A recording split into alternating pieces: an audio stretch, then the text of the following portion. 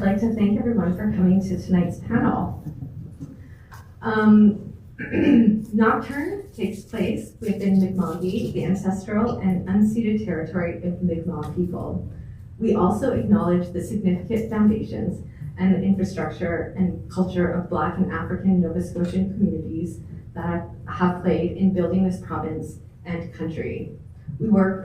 We will work to collaborate, amplify, and connect with the many art communities that live and work here in Mi'kmaq. Personally, as a newcomer to this region, I've had the privilege to learn and connect with Mi'kmaq history and culture through Nocturne and the artists, curators, and community who have helped shape this festival. Robert Rauschenberg once wrote, "The arts have always been the first to respond worldwide, whether it be earthquakes, starving children, or sinking Venice."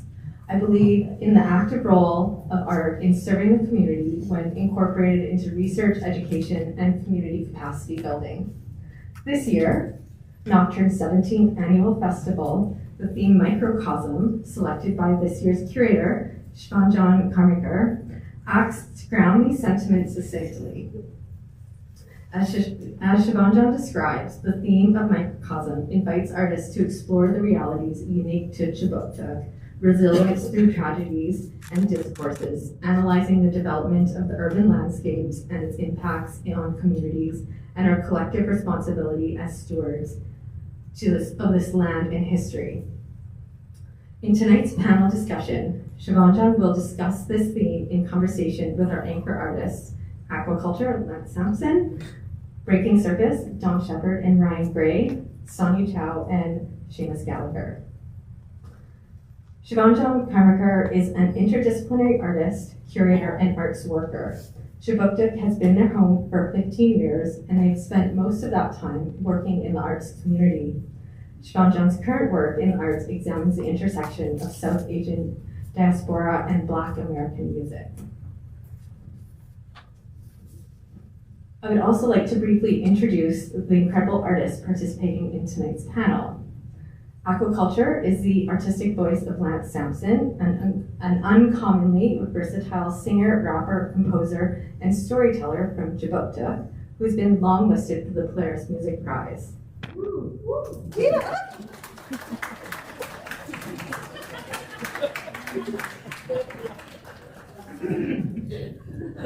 Breaking Circus Collective is a collection of contemporary circus artists working out of Chibuktuk that sets and breaks their own rules in order to create, explore, and engage within the full spectrum of our human experience.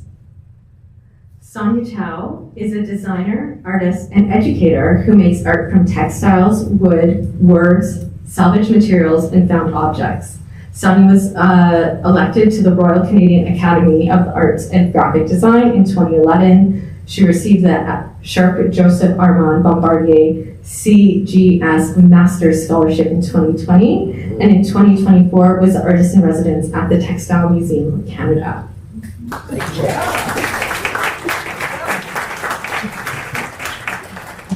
Séamus Gallagher is a lens-based artist living in Chibuktuk. They use self-portraiture and performing for the camera to address gender performances within the digital online context. Their work is heavily influenced by pop music and video game aesthetics. They were recently the Atlantic finalists for the 2023 Sobe Art Award presented by the National Gallery of Canada.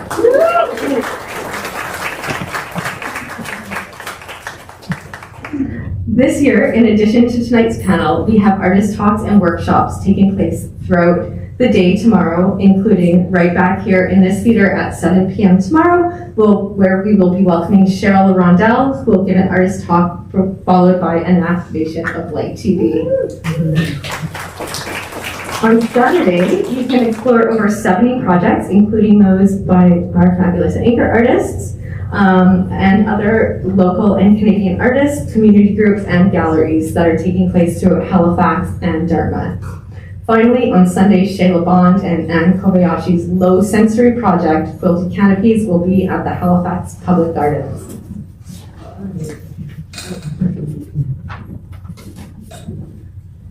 Finally, I couldn't be more proud of the Nocturne team, including our curator, our staff, board of directors, and volunteers. Thank you to our sponsors, all of our funders, including the Halifax Regional Municipality, Arts Nova Scotia, Canada Council for the Arts, and finally, thank you to the Art Gallery of Nova Scotia for hosting tonight's panel.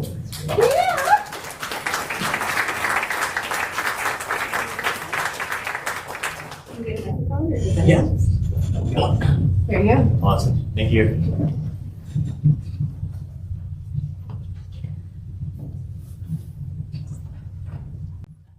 Hi. Hi. How are you all today? Good. Great. Great. Thank you. Fantastic. Oh, even better. Anyone want to top that? No? All right. Well, we'll stick with fantastic. My name is Shuvanjan Karmaker, and I've had the fortune, luck, privilege to work with all of these artists for the last 1 year to create 4 anchor projects that they, envisioned and are executing as we speak. So it's been an honor to be in this process and just watch everyone, give their 110.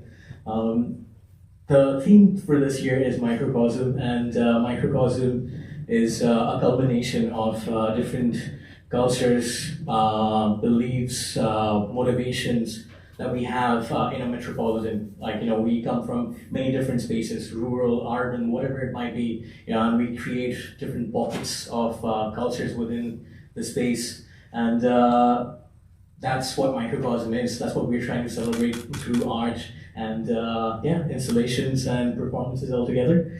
And I couldn't think of 5 artists that I like to work with for Microcosm this year, mostly because they all exude a level of creativity and drive that they share with each other, even though they come from many different spaces, art practices, but that's what ties all of them really together, was the drive that they have to see something through, to be ambitious, to see something that others around them may or may not see, they might believe in or not, but they do. So I just wanted to celebrate that with all the artists here. So thank you all for being here for this talk, and thank you all for being here for this talk. Today I'd love to start a discussion with Sonia and Chow. Number 6.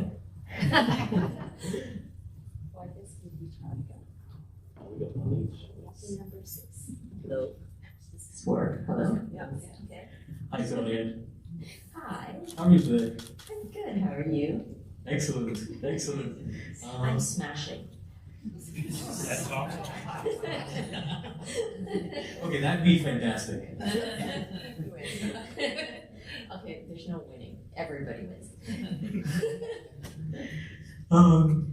So Sonia, your project Eye of the Tiger. We're all curious about Eye of the Tiger, but we'll start from the very beginning.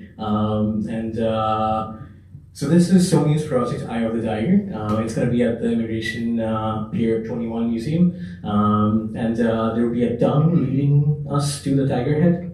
Is that true? That is correct. That was part of the secret. Don't give too many secrets away. No, that's only one. I swear. No more. No more. All right, we're gonna roll back now. So Sonia, from a very early age, have you been practicing art? Have you been? I would say that when I was a little kid, I always liked drawing, but I took a complete turn in a completely different direction when I was in high school. I was doing all my math and sciences, and I actually started out in chemical engineering. Straight out of high school, I went and started chemical engineering, and then very quickly realized that it was not a good fit for me. I still like science, and I'm still interested in those things, but I did not enjoy school in that direction. And I see you doing a lot of research in your work, and you're always finding different material to work with. Is that something that you've had a curiosity about from a very early age, and or is that something that develops throughout time? I would say that I've always liked to get my hands on whatever materials and just play with them. And actually the motto that I have for myself is materials as mentor and muse. So even if it is material that maybe people are used to working with a certain way, I might not necessarily use it the way it's kind of intended to be. And also, I think that I probably kind of approach things with a certain level of naivety and just kind of let it be and try to figure out like what does it want to be? I don't know, like, do you know what I mean? I don't always do what I'm supposed to do with things. And that's where, you know, the adventure lies in like finding something new that's maybe that wasn't there, or creating something a new compound of sorts. Yeah. I see there's a theme of migration in your work, and would you kind of talk to us about your experience? That's actually in the. I have put together some images, and I don't know if we should just jump into that or if you have other questions. We're in the images. You're already in there? You shouldn't. Okay, please don't advance them without me. I go back. I did not know. Okay, sorry. I'm gonna actually have to look at some of my notes because I said I was smashing, but I'm also a little bit tired. So, so I had to scribble some things down. So anyway, yeah. So just the images that I pulled together. No, please don't invent them. The images that I've put together, are to kind of give some context to my work, and migration is a big part of it, specifically for this project. So the images that I've pulled in here are for that. And just to start with, this is a picture of my family. I'm the sixth of 7 kids. One of them is missing because she's taking the picture. And I'm just gonna tell you a little bit about my background, my work, and also show you a few slides of what's behind the scenes. So yeah, that's my family. I'm 6 of 7 kids. I was born in Ottawa, and although I grew up with my parents, I actually don't know the full history of my family and how they decided to come to Canada. I always thought that was kind of strange, but it turns out that it's not so uncommon for certain, specifically, I think I've been reading this for Asian immigrants, that they are less likely to talk about their experiences. That there's a desire to kind of just be like, okay, we've already moved, and now we're just gonna look forward. And whatever happened in the past, especially if it was something that wasn't, that might have been a little bit traumatic, we don't deal with that. We don't dwell on it, we just look forward and keep moving forward. So I think that's kind of an interesting thing. But anyway, so I might not know my family history, but what I do know is that that story is not so uncommon. And that I feel like the broader story or motives behind people moving is always about hope and about trying to make a better life. So regardless of whether you're moving for school or a job opportunity or for love or for whatever other reason, it's always about hope. So, yeah.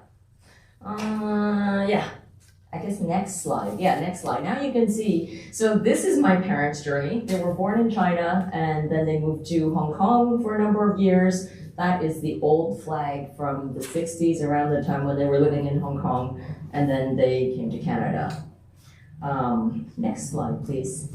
And for me, this is my journey. I was born in Canada, and then I moved to Japan after university. I thought I'd just go for a year. I ended up staying there for 5 years, and then moved to Hong Kong. I thought for a couple of months, ended up staying there for 11 years. And then finally came back to Canada and came to Halifax. And I don't know, these flags make it look like I only chose to go to countries with red and white flags. That's just a fluke. Anyway, in all these places, even in Canada, I felt like I was always somehow from away. That was a bit of mood lighting there. I always felt a little bit like I'm from away. You know how people in Nova Scotia say you're a come from away person. I feel like I've always been a little bit from away, even though I was born here. And what often happens is, in the case when you are from away, is that you are kind of othered and you're not always given the same opportunities as other people who are not considered from away. So the next slide, please. So I don't know how many people have seen this movie, Crouching Tiger, Hidden Dragon. Yeah, you can we have Yes. All right. Oh, I'm happy to see that. So I don't know if you guys know what a crouching tiger is, but in Chinese culture, a crouching tiger is one who is underestimated and denied opportunities to reach their full potential. So in Crouching Tiger, Hidden Dragon, the young martial artist, she's always kind of being kept down. People don't think that she's very capable, but in the end, she kind of blew everybody away. So she's the crouching tiger. And let's see. Oh yeah, next slide, please. Now I'm going to do a little cat break. Introduce you to my kitty cat to go on something a little bit lighter, perhaps. This is my cat. What's her name? Her name's Puka. She's the best. I don't know who else has cats here, but mine's the best. She was rescued. Unfortunately, she was rescued from the trash with her two siblings before their eyes were even open. But anyway, my partner and I got her when she was about 5 weeks old, and she has become my muse. So she is my crouching tiger. Next slide, please.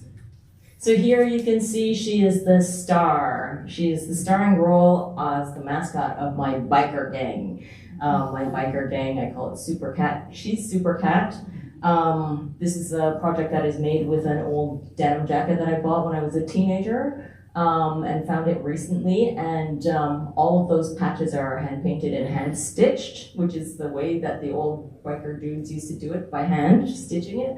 And basically, the top rocker is the name of the gang. The bottom rocker is the motto. So as I said, my motto is Materials as Mentor and Muse. You know, the mascot is my kitty cat. And then on the front of the jacket, you can see kind of in the lower middle, the right-hand side, the middle and the lower, you can see names of different places. And these are usually the turf names, but here, these are places that have had some significance in my personal growth or artistic growth. Next slide, please. And then, so these projects are all related to the crouching tiger and related to my cat, actually. She's my muse. So I did 3 projects with Ice Hotel Sweden with my partner, who is actually sitting right here in the front row, Hushan Koryan. And I'm going to show you 2 of the 3 projects. So Ice Hotel is in Sweden. It's, 200 kilometers north of the Arctic Circle. And if you go to the next slide, please, this was our first project that we did with them. It was called Cat's Cradle, and it is inspired by the open jaws of a cat, and I've mapped it onto an amusement park ride, the Tunnel of Love. So, you know, the Tunnel of Love is kind of like a scary romantic ride that was invented in Victorian times for people to surreptitiously show some PDA in a dark area because it wasn't allowed on the streets. So yeah, I'm using that as the theme for the room. So if you go to the next slide, you'll see that the bed sleeps on the yawning mouth of the cat, and the bed is on her tongue. Yeah, so next slide, please. There you can see the finished room with the big fangs that are coming up. You see the claws, you see a friendly paw that's like the Maneki Neko welcome, and then you see the hand that's down that's like a sphinx paw that is kind of, you don't know whether it's a friendly cat or an evil cat. Are you going to fall in love or are you going to die? We don't know. Okay, next slide, please. And so the next one is the Tao of Cat. That was in 2018. And again, so this is inspired by Cat. She's looking through the frozen ice with her paws on the ice, and she's looking down at the fish in the pond. Next slide, please. And yeah, so this was one of the most, what should I say? This project actually changed my path in life. While I was carving that 4-ton block of ice into a fish, I had this epiphany that I wanted to do art as a full-time thing. So yeah, this was kind of a big turning point project for me. Next slide, please. So that's the fish in its finished state.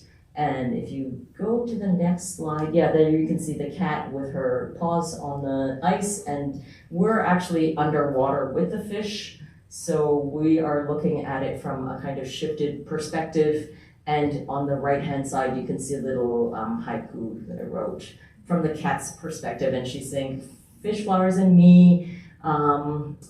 I can't remember, the poetry of a pond, a parallel world. So she's just imagining what is life like underwater for the goldfish that's there. Next slide, please.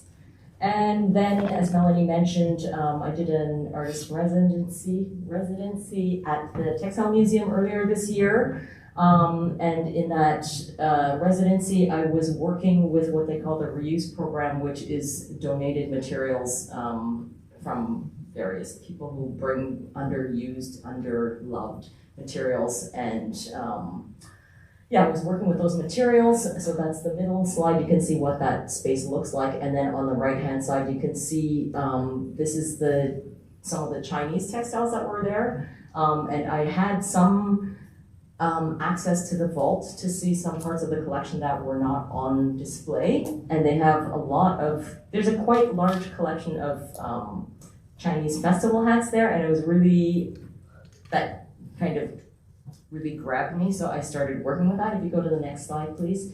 There you can see I'm working with basically, they're like upholstery swatches that were donated, and then I turned it into a tiger hat.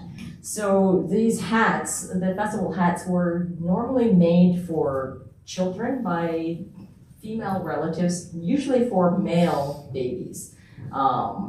But sometimes they would also give them to little girls. But anyway, the tiger is specifically, the tiger is the king of the beasts in Chinese culture, and the tiger is a symbol of strength and protection. And the symbol that's on the tiger's head is actually the word for king, but it also kind of resembles what tiger stripes look like. So that's why that's there. Next, yeah, and now we have, this is my project, Eye of the Tiger. So I'm basically making a massive 5-foot tiger hat for geodesic dome, which is kind of a futuristic and retro kind of structure at the same time. It's a protective bubble. And in this project, you're going to see the glowing eyes and you're going to be drawn into the tiger's secret thoughts. Next slide, please. And yeah, this is just a few work in progress images. So started with making a muslin for the dome cover and just, yeah, that's what that is. Next, please. This is my little tiny mock-up. I always do a mock-up of what I'm working on with paper or cardboard, especially if it's a 3D thing, just to get a sense of how the thing can come together. And then there I'm working with the actual material, which turned out to be vinyl that was gifted through Melanie from 2D Theater, just by chance, luckily. So again, working with materials that have been kind of discarded, and yeah, really happy to work with that. Next, please. And yeah, the whole assembly is really a lot. And it's kind of confusing sometimes because it's lots of triangles and there are 2 forms, but they can get out of order if you're not really careful. Next slide, please. And there, I'm working in the wonderful Wonder Means space. If people don't know about it, I'm super, super, super grateful to be able to have a space to work in. And this is actually not my studio space, of course. This is the main community room area where the open studio is held on Fridays and Saturdays every week. And then on the right, that's the scale of the eye of the tiger. So that's one of the eyes. And I think that might be it. Is there one more slide? I'm not sure. Yeah, that's it. Thank you. And yeah, if you want to go to my Instagram or my webpage, that's it. And I'm very fittingly at the Immigration Museum at Pier 21. So please come by and say hello on Saturday. Thank you. Thank you, Sonia.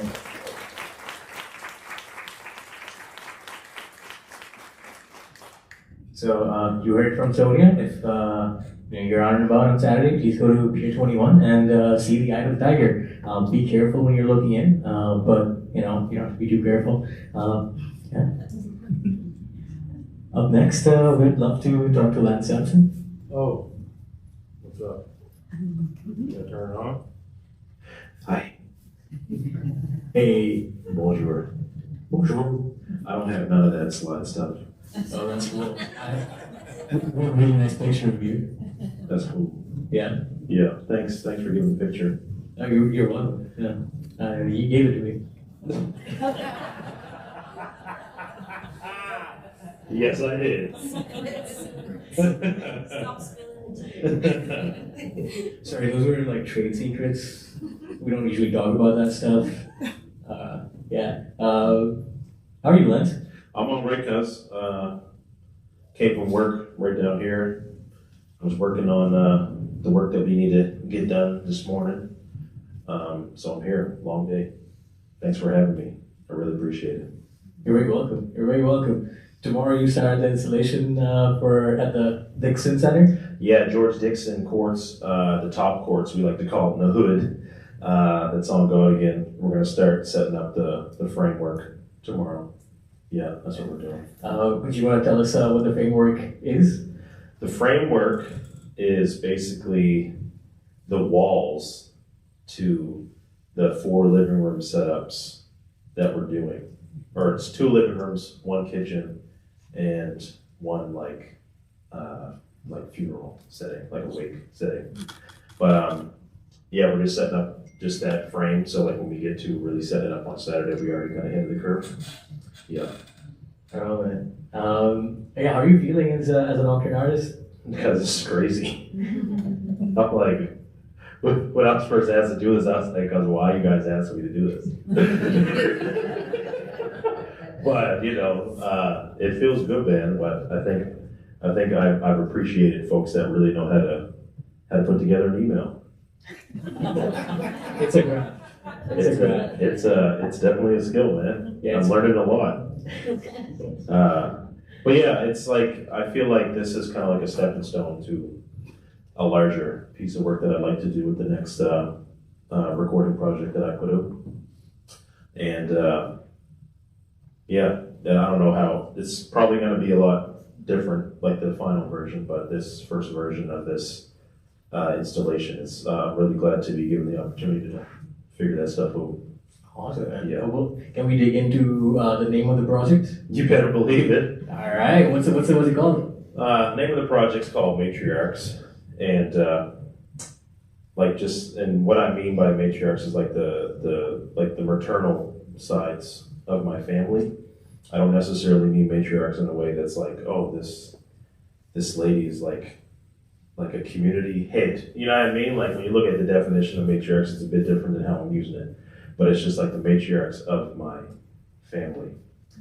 And it kind of stems from, it's based, I'm breaking from a theme of like a song that's going to be going on my next record.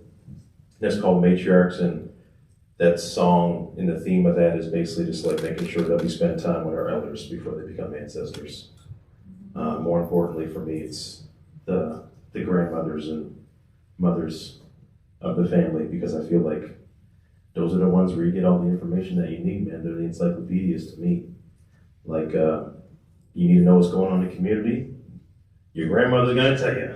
You need to know how to cook something properly, your grandmother's gonna tell you. You know what I mean? Like, and just knows, and just is basically like the story keeper. So, yeah, that's what the matriarchs, that's why I'm named it Matriarchs. Would you tell us about the 4 rooms that you're building? Yeah, so the 4 rooms that I'm building, it was actually meant to be 6, but I realized, that's a bit big. But it's 4 rooms, 2 of them being like living room setups to represent like certain time periods. Like I have recordings of my great-great-grandmother, Harriet Clayton. She went by Nanny Pink. I also have audio recordings of my great-grandmother named Daisy Thompson, and recordings of my grandmother and my mother speaking.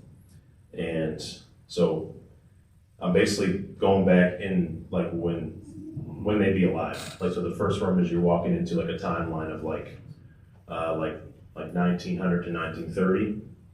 The next one you're walking into a timeline of like 1940 to 1960, 70. And then the third room you're basically walking into a timeline of like present day. In the fourth room you're walking into a funeral to symbolize like, yo, like no one's here no more, you know what I mean? So yeah, set it up in a way like to make it feel like you're walking into your grandparents' home, like a space where you'd see them and talk to them, like living rooms, kitchens. Not necessarily the funeral, but you get the gist of it. That's beautiful. Yeah. And is this your first installation? Yeah. Yeah. Is this gonna be your last one? No, I don't think so. Yeah. I don't think so. I mean, like I said, like this is like a phase one out of a phase three. So like I said, I'm really glad to be given the opportunity to to get some of the kinks out and really put some of those ideas on the flow. But yeah, it definitely is my first. I didn't really expect myself to kind of be into that world at all, if I'm being honest. Definitely had a lot of imposter syndrome, like when thinking if I was gonna be able to execute this. But I feel like, and if I'm being real, like if I didn't have the right people on the team, I don't think I'd be able to do it properly. You know what I mean? So shout out to Louisa Adamson, who's helping me with this. And yeah, I'm just glad. Like I said, I'm just glad that this is like the beginning to something that's gonna basically be a lifetime of like the theme, anyways, like a lifetime of artistic practice. So yeah. You've been involved in research for the last 2, 3, 4 years almost. That's right. Yeah. Yeah. Could you? What's that called? What's that project called? So the research that I've been diving into, then it mainly started. Like I'll kind of start from where it started. Like I kind of grew up. I grew up in that neighborhood, Uniac Square. So like you're gonna be seeing an installation in the neighborhood that I grew up in, and I remember being like 15, 16, kind of just running around without a purpose at all. Like just kind of running around without a care. Like you couldn't be around me when I was 15, 16, 17 years old. You could not. And I feel like a lot of what I was missing in those times was like an appreciation for like community, an appreciation for like family history. And so I just wanted to dive deep into it. I wanted to figure out like why that person's my aunt or uncle. Like I wanted to figure out where they came from, where they were from, and mainly to be able to tell my children when they get older, like, yo, this is who your people are, right?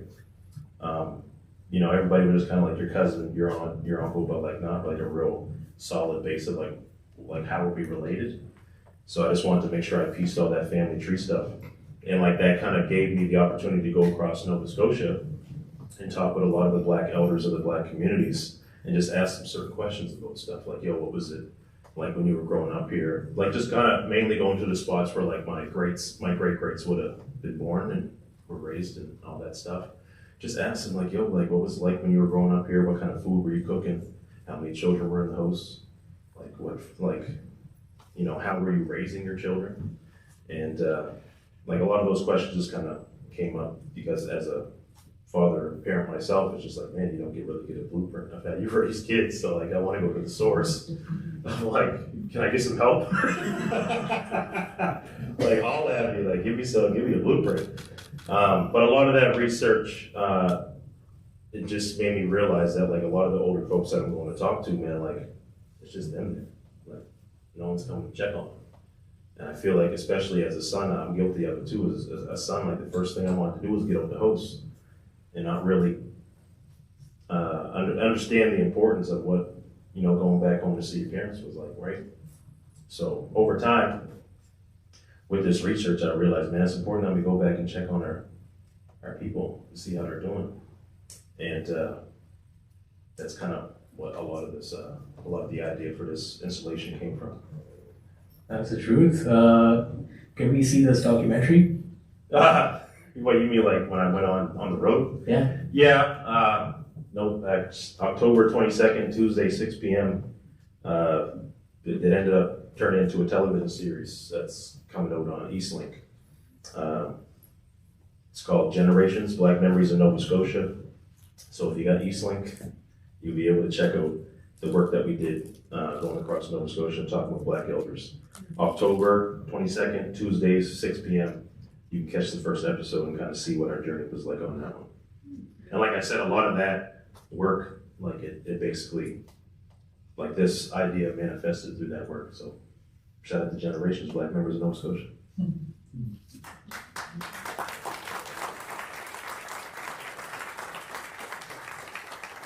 Amazing. Mercy. Thank you, Lance. No problem, bud. Thank you. All right, Ryan and Dawn.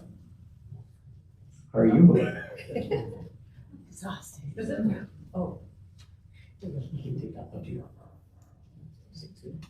we don't need that. You're right the first time, there's just 4 people here.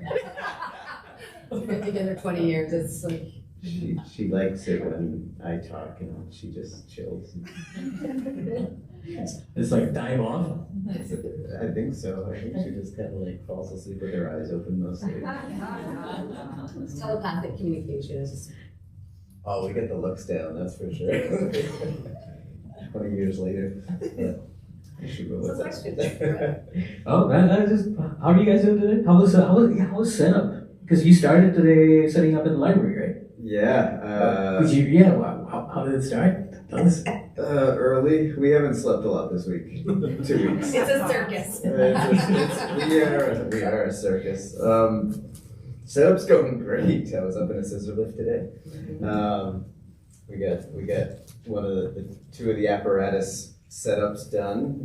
We got some back paneling done, and so we're converting the public library into this whole sort of cavernous ecosystem, and essentially just doing all of our fun circus stuff in there and trying to have some sort of community thematic material, except 10,000 years in the future. So we'd like to just sort of see what goes together. Yeah. Definitely. So we're gonna take a step back and. Did you find that picture? Oh my gosh. We got slides for days. It's a fraction of that. Oh, I missed that. So we're gonna first. Do you want to introduce your team today? Like the team that you're working with, Like the for entire, artists? yeah, of course. Or folks in the big shift? So Dawn, of course, leader essentially at this point, and usually comes up with almost everything that we do. I just go along for the ride and pretend. So okay, let's go through the photo. So there's me. Danielle Toner, Jaden Gelati, Nathaniel Dukes, Nithin Nedam Kira Okafo, Esther Kisembo, Brandon Skeet, and Richard Ramcharan. So this photo, I'll do a bit of a quick backstory. So this past year, almost 15 months now, we've been having, can everybody hear me? Because I'm kind of doing Yes. this. Okay, good. We got funding to do a mentorship program. We've always kind of been sort of stubborn. Don, backstory, Don used to train circ artists in Montreal when we lived there. And when we came back home due to some family stuff years ago, we were kind of burnt out on teaching. So we didn't want to teach, we wanted to be artists. And we were just like, we're going to be artists. But we knew at some point we'd get back into it, and I think we wanted Don definitely, and again, I went along for the ride because it seemed like a good idea, was, like doing it in a meaningful way that's not just having hobby classes, and you show up and, you get to do some stuff and get some exercise, but you don't really get any connection, you don't build a relationship, you don't create this longevity, So we decided to do this mentorship program. We had what we call encounter sessions, which were like the chillest kind of pseudo auditions you would ever see. Anyway, with the funding we had, we took as many as we could. And this is the crew we got out of our normal troupe. It's essentially me, Don, and Jaden, and then everyone else is part of the mentorship program. So they've been working with us for a year. This photo, we managed to get us all to Montreal for the Circus Festival, and so this was actually, we all went to see Cirque du Soleil, which for some of them it was their first time seeing that. And it's just been amazing because we're just seeing, some of these people have no circus background, not really a physical background. We went with personalities and relationships and how people relate, interact with each other, because for us that's a big thing.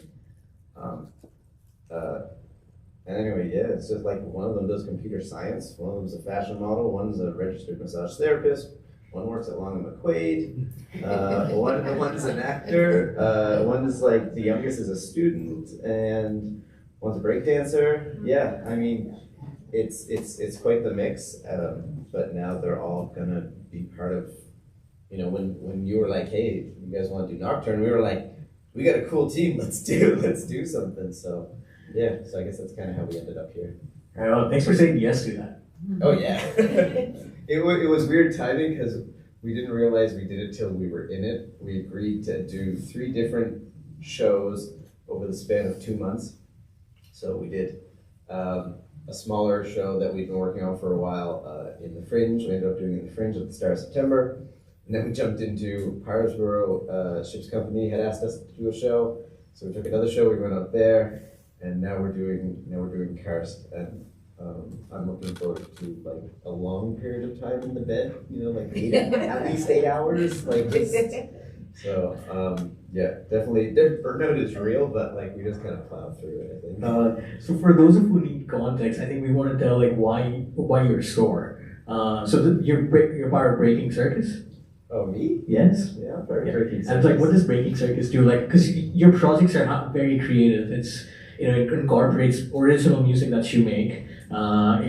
It has theatrical elements. You create your own sets. You do your own lights, and you have a crew that you work with for every production. And they sometimes change and sometimes they're the same. I would love to know like the process, like what you for each show when you're planning. Right. Okay. We're just all over the place. That's the reality of it. Yeah, you know, like we change it. A lot of times it's just sort of like who's around at the time that's working with us. And then we just go, all right, let's do a project. And we figure out how to fund the project, or we figure out like where it's gonna go. And, you know, creation sometimes, my way of creating, I grew up doing like improv music. So my way of creating often is like, I got 2 weeks to get that show done. I better throw a bunch of stuff together. And Don will work on it for like a year, decade. a decade, yeah, sometimes longer. And it's just, you know, we know our focus is like at this point, you know, like it is about the circus, and it's about what we know from being in that community for so long in Montreal. So yeah, the process is just kind of taking all the skills. Like this is really, at least for me, I think for Don as well, but all the skills I built up over the years working weird, odd jobs, you know, trying to be a drummer for so many years.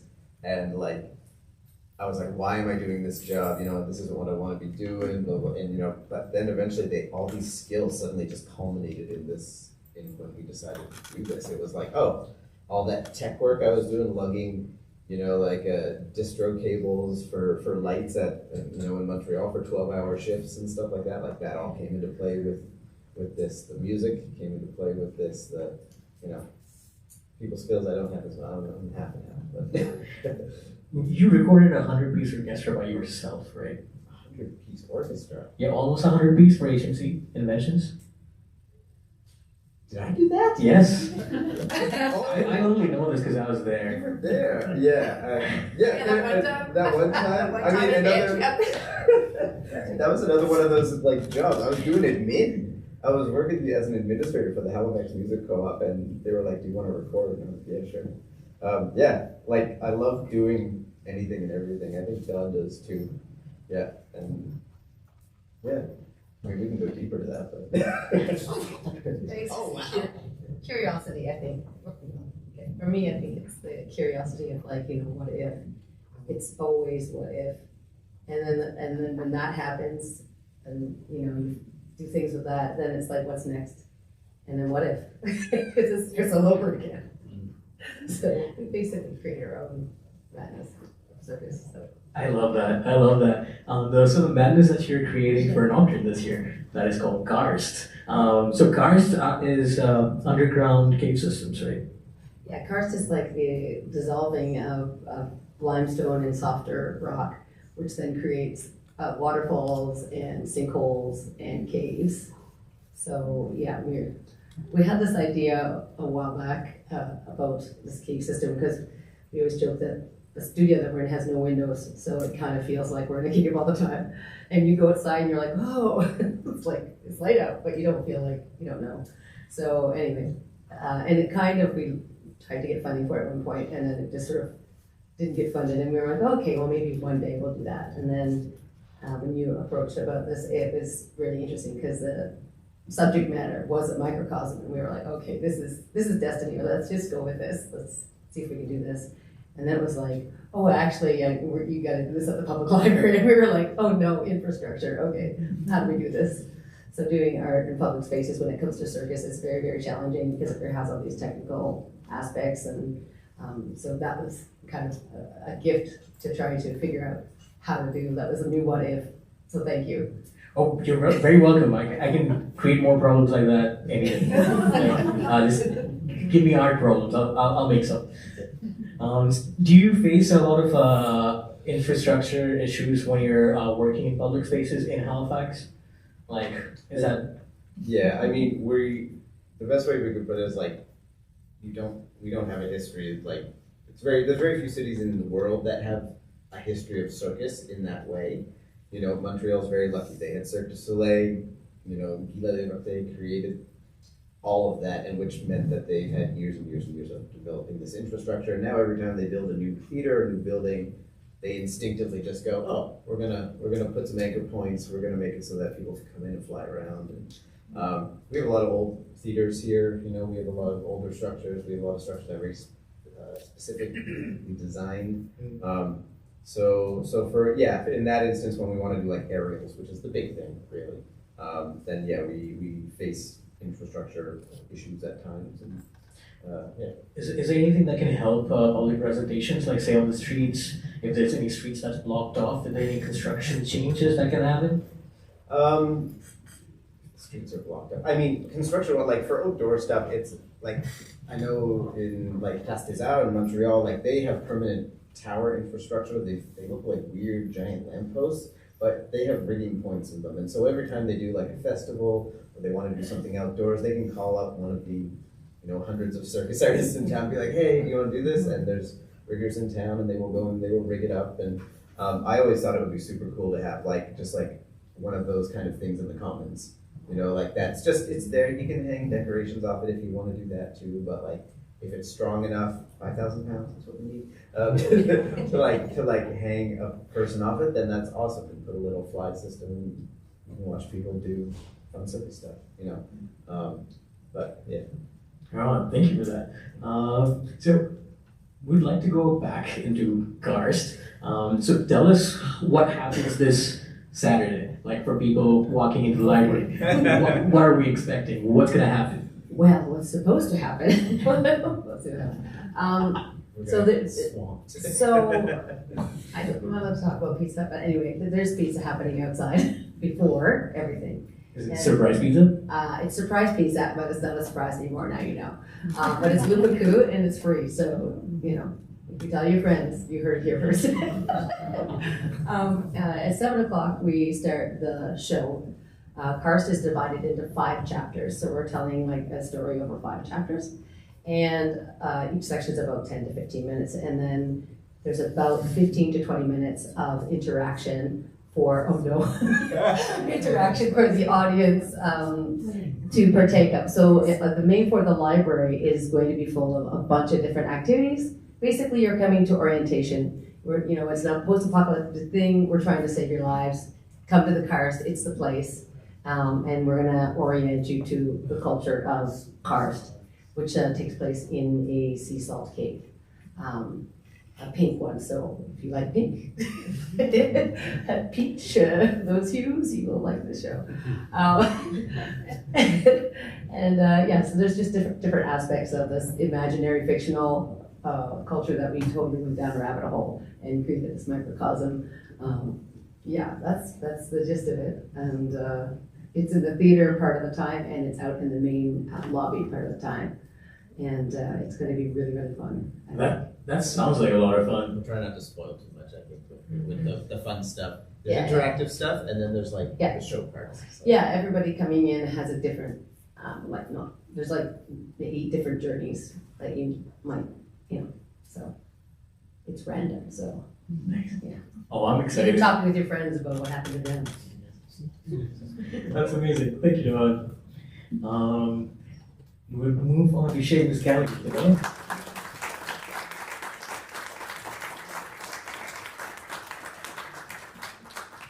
Hello. Hi, Séamus. Hi, How are you today? amazing. Best day of my life. Yeah? Yeah. Oh my god. You heard from Séamus. I win. It's really nice to have you here, Séamus. I'm so happy to be here. I just moved to Winnipeg, but spent like 10 years in Halifax, so it's always such a treat to come back. Thank you for having me. Well, it's my pleasure, and welcome back to Halifax. You were right here in ACNS not too long ago. Yeah, I'm finding like every reason to come back to Halifax. I gave a talk at the Lighthouse Arts Centre March of this year, hosted by the AGNS and National Gallery of Canada as part of the Sophie Art Award sort of programming. And would you tell us about your last work? Yeah, so a lot of my practice, I use a lot of video game engines, and my background is in expanded media and photography, so I usually find ways of combining the two. I use the term lens-based artist usually, and also drag is the thing that sort of frames a lot of my practice, just sort of queer performance, so finding ways of how those sort of like seep into different projects. This is an image from a series I have been working on called A Slippery Place. Its title comes from Legacy Russell's Glitch Feminism, and in the essay she sort of talks about glitch is like a way out of, say, if there's like a system that doesn't favor a certain person, and if the person acts outside of that system, that operates as a glitch and sort of gives like the potentials to view the world in a different way. But in it, she also talks about the etymology of the word glitch, and it comes from glitchen, which means a slippery area or place. And so I was interested in that, slipping and sliding. So that's the title of the series. And I was working a lot with 3D modeling, these like drag influenced characters and costumes, and then using a program that translates 3D models into paper templates that I could then like print out and hot glue together and wear and photograph myself within. So always finding ways of like, I get very obsessive over the things I'm interested in, and I'm always interested in how those things connect. And so it's like a constant mapping out of my interests. That's amazing. Thank you so much. I'd love to dig into your project for this year, because that also involves a lot of mapping and some digital art. Is that okay if we move on? Hell yeah. So taking a sharp turn. One of my interests the past little while is the trend over the past decade or so of gender reveal parties turning into explosions like forest fires. There's been like a waterfall that's been poisoned. There's been like a pilot that was emitting some blue like smoke to announce this gender, and then crashed and unfortunately died. So it's just like this really gaudy sort of party, this presentation of this like celebration of this binary has caused so many deaths. And I was just really interested in like the entire spectacle of it. So this is a still from an image that a US Border Patrol officer recorded in I think 2017. He set up a camera and then set up this box that was full of blue powder and tannerite, which is this used for shooting targets. It's this explosive that's like a combination of compounds known as a binary explosive, which is very funny to me. So this is an image taken from this explosion in Arizona that caused this 47,000 acre forest fire. And that was the starting point of the project I've been working on. It sort of is like this video narrative that starts with this really granular description of this specific forest fire in Arizona. And I was just interested in like just this intense damage that this one event caused, but also the fact that it was like a border patrol officer that caused it as well. And so I've been thinking about these like sort of human-made like tools in ways we sort of frame the ways we navigate the world, and how we sort of treat these as objective, but then something like this huge explosion will happen and sort of like disrupts the things that we hold as like truth and real. So the video work starts with this description of this forest fire, and then it moves into talking about the forest fire that happened around Chubuktuk last summer in 2023. And it shifts from like this sort of objective description of this event to sort of first person description, where I talk about attempting to capture the sort of red sky that occurred from this forest fire last year, but noticing that the camera on my smartphone was not properly able to depict the colors that I was seeing in front of me. And the reason for that is because this cameras in our smartphones sort of know when it's being pointed to the sky, and it knows what colors the sky should or shouldn't be. And so it will shift the color temperature to make this sort of like easier to use for just the everyday person. And think about this like technology we use every day that sort of shapes the way we like document our world, and how it has these sort of inbuilt technology that does sort of fail us in that way, because the video sort of describes this whole process, but then it also describes a friend of mine using a point and shoot from like the 2000s to document the color of the sky, and this like obsolete technology doing a better job at depicting like what's in front of us. And so yeah, the whole thing is just sort of thinking about like the technologies we use, and when they fail us, it sort of displays the mechanics of them and shows like how they sort of shape our worldview and how they fail us as a result. Sorry, those are a lot of ones. No, that was incredible. He's like, oh, that's awesome. I love how you see the world. Oh, thanks. It's kind of depressing.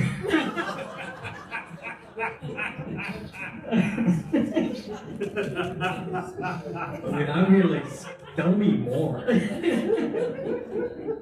I will say in the video there's a text that sort of repeats, and it's on the ground, in the air, across the water, which is the title of the work.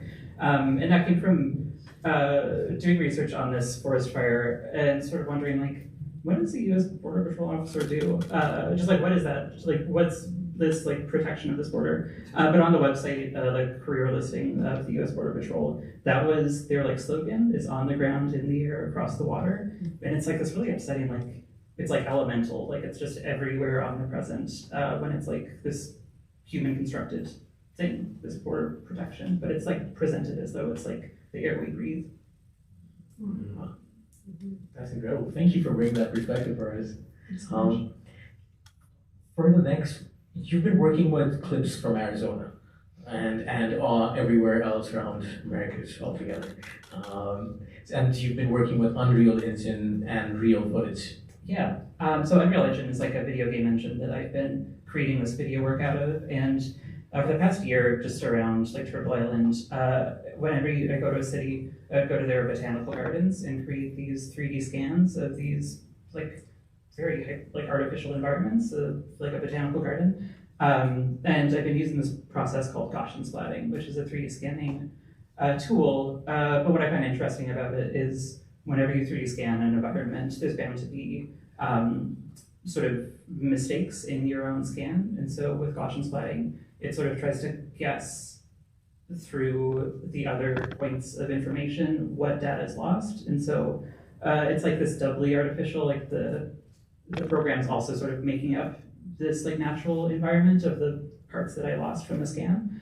And so I've just been collecting my own little botanical garden of all these environments, including visiting Arizona botanical gardens and going to the very site that this forest fire happened. And so taking all those and bringing it into this video game engine. And so as this like narrative unfolds, it sort of brings you into this very fractured and like very fake botanical garden that still looks like this sort of beautiful like natural world. But yeah, you can see the sort of like gaps in between the missing pieces of information and the way that the different models sort of collide together. Could you tell us about the process of capturing them and working with Unreal Engine? And is this something that you have done before? No, I usually use Unity, which is like a different video game engine. I'm just really, it's like really hard to find studio space in Halifax and just anywhere in the world, as you might know. So I've like always found it really exciting to build these worlds with the limited access that I have, depending on grants or whatever. So, you know, using like a video game engine to create this sort of larger space. And using Unreal specifically because it does have this really uncanny sort of like cinematics tool where it in itself imitates like a film camera. So the video like blurs in and out of focus and sort of adopts these analog technologies that are like kind of trying to mimic our own sort of optical lens. Yeah, and I'm really interested in like, you know, doubling sort of copy of a copy and all that artificiality, like a botanical garden. The inception of it all. That's incredible. Thank you. Thank you. And where, if we want to see your installation at Nocturne this year, where can we find you and your work? It's going to be on a huge wall just behind Taz Records. I'm excited to see it so big. I think it will be very special. Yay! And you start construction tomorrow. Yes, as soon as it gets dark out. Can't wait. Yay, the vampire life. There you go. Second best day of my life. Incredible. Thank you so much, Séamus. Thanks so much.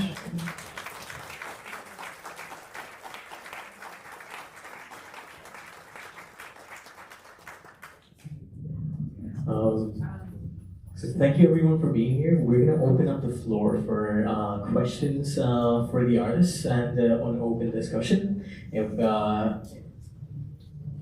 that's cool with all of you. Yes. Yeah. Awesome. Yes.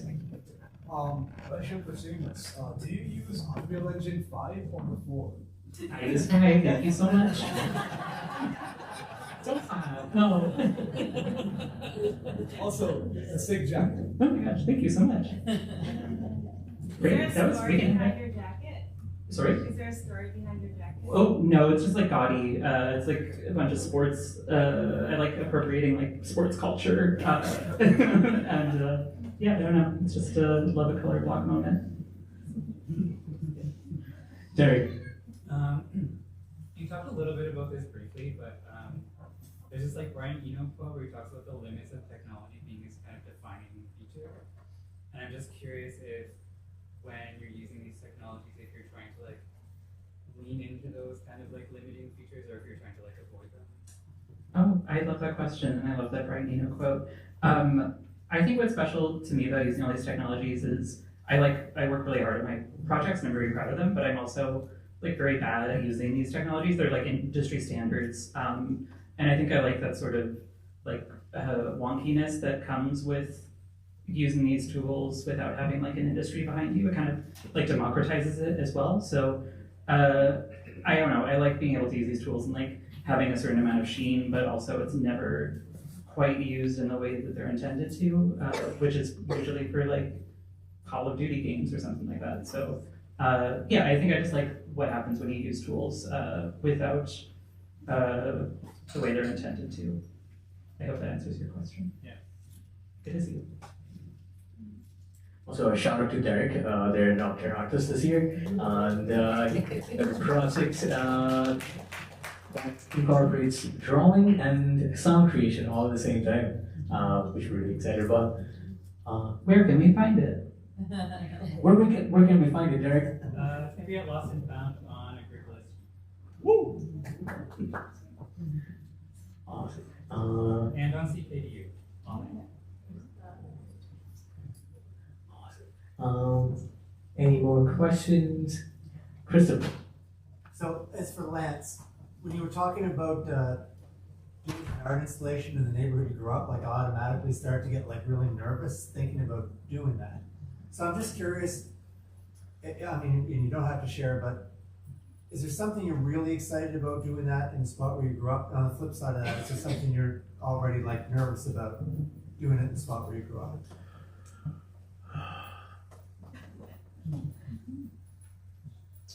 There's some people in my neighborhood I'm nervous about.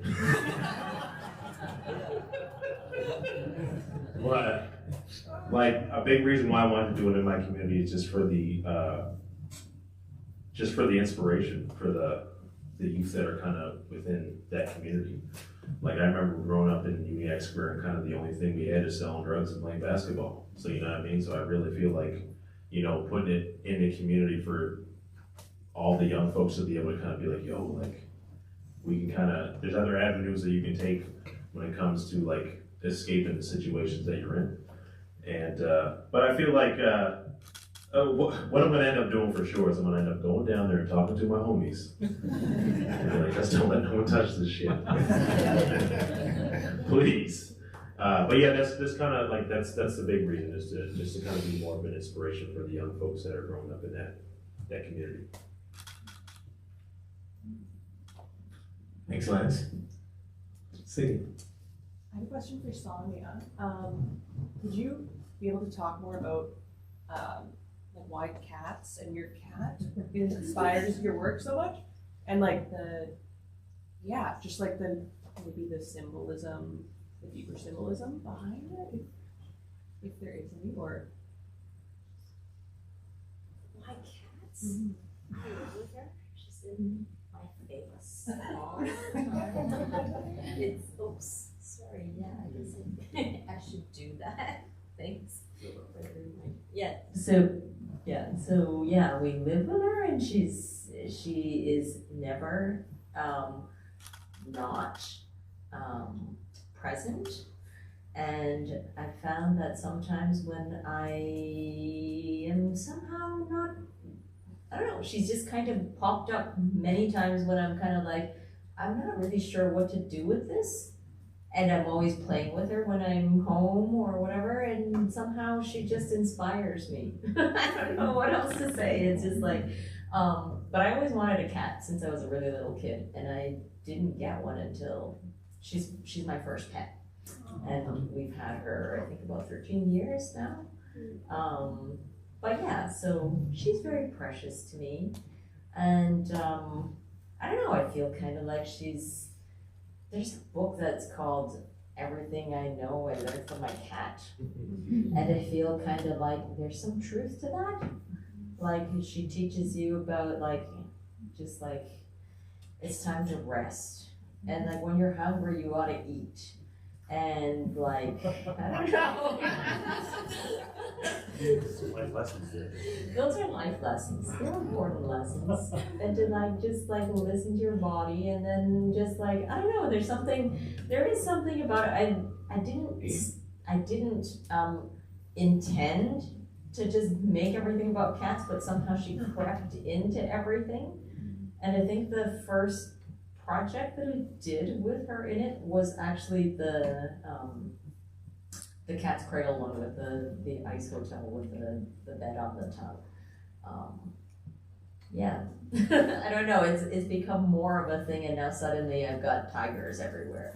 So that's a big first cat project. Yeah, that's excellent. It was a strange thing because. So that project was something that everybody can apply for. So if anybody's interested in carving ice, this is an international competition. You can just put your name out there, submit your proposal and just see what happens, right? And it was like, we wanted to do it and we just kept on racking our brains. What are we gonna do? What are we gonna do? And then suddenly, like at the last minute, I was like, oh, I can't think of anything. And I don't know, somehow it just popped into my head, and I think it was because I was spending a lot of time with her. I don't know. Thank you. Jenna and then Achilles and Jupiter, I think, had a question too. But yeah, do you want to go first, Jenna? Sure. I have a question for Ryan and Don. I have seen all of your shows, and you guys put a lot of work into the storytelling, the lore behind everything. And as I was like skimming the timeline, I noticed super slugs. Selfishly, I'm very interested in super slugs. But my question is, have you ever thought about doing like stories or novels or writing or something behind your shows to kind of like do more with like the lore, or like share the lore in a different way? Or, out of curiosity. You writing a novel? I would love I that. don't know exactly. I would buy one. We have, like, I think I really like writing. Like, I really like storytelling, and I think that comes from the culture I come, like, just my background. And but I think for us, we always have huge backstories for what we do. And one of the things that we had thought about doing was a trilogy, like with a story, where you would get bits and pieces, you know, probably via social media or whatever, that you'd be able to follow on and have clues and have, like, so I feel like we're probably gonna go there in some kind of down a rabbit hole. Karst is pretty close, but I think there's more levels. There's more what ifs. There's more curiosity. Yeah. Yeah. Maybe a book one day. Screenplay I'd love to do.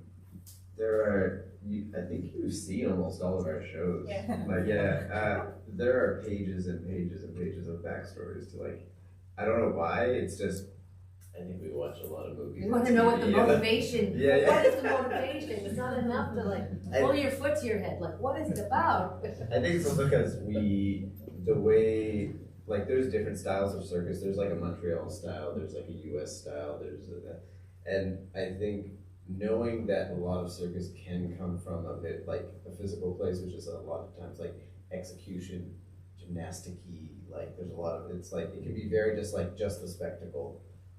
But I think we're both also theater kids in that kind of way of like wanting to have that story for ourselves as well. And I think that's a big part of it, because it gives us more attachment to it as well. Like, the clown characters are easy. Ryan's just full disclosure, Ryan is a conspiracy theorist in this, his clown character, and it's amazing. I'm excited to see this. Yeah, it's pretty funny. Amazing. The next question. Yes, Achilles? Random question for everyone. Do you like donuts, and if so, what kind? That's a really important question. Do you like donuts? I love donuts. I love donuts. And my favorite donut, because I'm simple with it, because Boston cream all day. Not Tim Hortons ones though. Like any other person that makes donuts and they got Boston cream, because I'm there. My favorite. I love Boston creams too. Are you guys donut fans? No? Yeah. Yeah? Yeah. A lot. A lot? Yeah. Like, wait, like, I mean, I'm like a double chocolate kind of person when it comes to donuts, and Don's like maple dip. Yeah, or Polish donuts, I really like. Oh, that's true. Polish donuts they're so good. Is that what they're called? Yes. They're so good. They're so good. Okay, cream of them, highly recommend if you haven't tried a Polish donut. Yeah. Go down that path. But I have to agree with the Boston cream and the not Tim Hortons thing. Although I have one thing to say about Tim Hortons, they made some kind of Nutella thing once, and I didn't like that. I also like Boston cream, but I do like Tim Hortons one. I'll win it if it's a last resort, trust. Are donuts forthcoming? Are we getting donuts? oh, I guess we should get donuts, right? Tim Hortons pretty close. Yes. Alright, well, we know where we're going after this. Do we have any more questions? Schuberter, yes. I actually have a question for Lance, as I'm just super curious about, your kind of experience as, I guess, a non-visual artist, or like, especially how, like, you as a musician, how that intersects with your experience building this installation, and any, like, challenges or like aha moments that you kind of had that stood out for you. Because, where's that coming from? The buttons. Hello? Are we good? Okay, we're good. Yeah, because I come from musician singer-songwriter background, but like I've always super been into this like sound. Like I feel like I mean I've been just making random sounds all my life. Like I think I started beatboxing first before I started writing the stories, and I just really into sound. Like I could sit outside in the rain for like all night. I could go by the ocean, just chill. So like when, like it's been like the research that I've been doing in the last 3 years, it started through reading about the work that David Woods has done. And David Woods, at some point, I think it was back in the 70s, he just went across Nova Scotia and he sat and hung in the Black communities for a week, 2 weeks at a time, and just asked questions. And that work that he's done in the 70s, basically, it catapulted his artistic practice for the rest of his life. Like a lot of the paintings, a lot of the writings that he's done is from things that he's been learned about back in the 70s. So I just kind of wanted to follow that same model. It's like, yo, what's something that I can do that I make sure that it is like an anchor to my artistic practice, and like sound and just hearing people. Like I'm one of those people, because like I can sit here and listen to you talk and just listen to what you got going on for hours. Like I'm a listener. Like I only speak when spoken to. My grandparents told me that real early. But I just make sure, I wanted to make sure like that I presented something that like the themes are all stuff that I really like connect with, which is sound, because this is mainly, it's a sound installation first. There is physical elements, you can see what's going on, but like when you're walking into these spaces, like you're hearing the voices of my great-great-grandparents and my great-grandparent and my mother and grandmother. You're hearing, like, you feel like you're walking into a conversation that you're having with your grandparents, and just like, and the one place that I can I know that I feel the most comfortable is in my grandmother's living room. So I want to make sure like a lot of the stuff that I'm connected to is put within this installation. And it was hard. It was hard to kind of, but I feel like as Ryan was saying, like you get through all, like you're doing all these things and like you get all these skills, you know what I mean, all these different jobs and all these different experiences that you're in, you get these skills, and like, you know, I'm someone that you tell you, I'm gonna get it done, you know what I mean? So like when I'm presented with new things that I'm not necessarily like, it's not my thing, like I'm gonna make sure that if you're asking me to do something, cause I'm gonna get it done. But I wanna make sure that I give it to you in a way that connects with me. And like, I feel like, and then before I stop, I'm just gonna say like why I feel like this is so important is because like I just feel like there's a big disconnect now with youth in their genealogy, youth in their like knowing who their families are, right? So I feel like knowing who your families are, where you come from, is so super important. Yeah. And it allows us to walk through the world with purpose. It allows us to walk through the world knowing who we are, where we come from, and like I didn't have that when I was 15, 16, 17. So I just want to make sure that the work that I do, whether it be with this installation and on, it really represents you know, just connecting with your family and having that sense of purpose as you're moving in the world. Right on.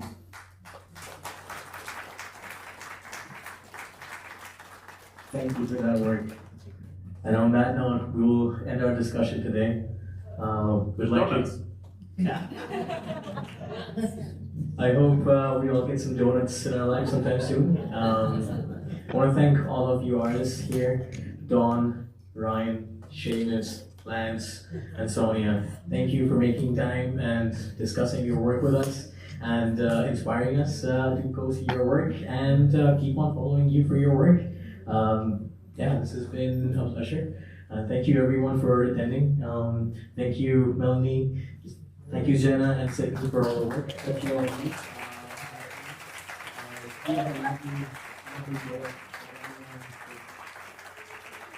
Thank you for leading for recording today. And we have lovely ASL interpreters who are, just a rock star up here.